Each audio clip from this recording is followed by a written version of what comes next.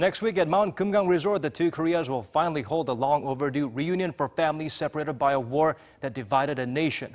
Jung-hee starts us off with a brief outline of what to expect and the latest efforts by the two sides to make all-out preparations for the emotional event.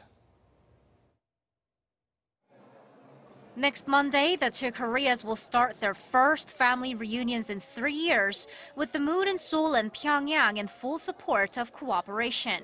The reunions are for families that were torn apart by the Korean War. Seoul and Pyongyang agreed to hold them when officials met in June for Red Cross talks, and they'll be held for a week at North Korea's Mount Kumgang Resort.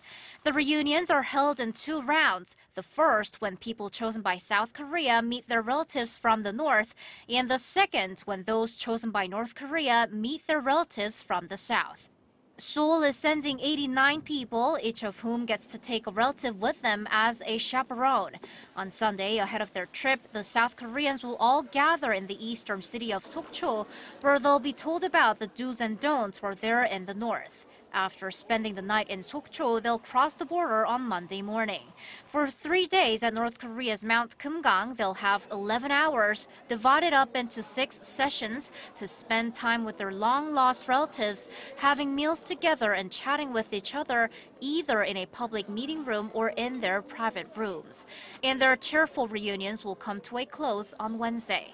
The same schedule will repeat once more for the next 4 days, this time for the 83 people Pyongyang has chosen to meet their relatives from the south. The week-long family reunions will come to an end on Sunday, August 26th.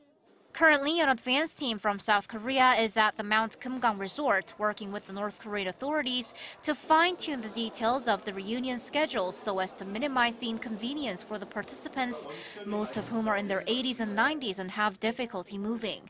Seoul says it's bringing a lot more support staff than it did for previous reunions and will be caring most of all for the participants' health and safety. Already, 9 families have given up participating in the reunions due to health problems. Jung-hee, Arirang News.